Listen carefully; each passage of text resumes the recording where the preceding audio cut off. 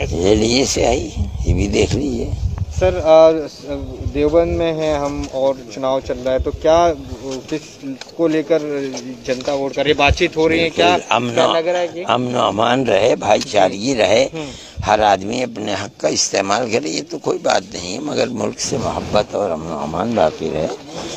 Sir election में कई तरह के इश्यूज हैं, ध्रुवीकरण भी हो रहा है, हिजाब को लेकर कंट्रोवर्सी हो रही है। हिजाब तो सब करते हैं, मैं भी हिजाब करता हूँ, आप भी करते हैं, पतलून पहन रखा है किसी ने, जो चाहता है, ये हिजाब ही है, पर्दा है, मर्द भी करते हैं, औरतें भी करती हैं, सब करते हैं। बैन लगा दिए इस तरह से? नहीं, कोई अभी बैन नहीं लगा, किसने कहा बैन लगा दिया, अभी तो कोई बैन नहीं लगा।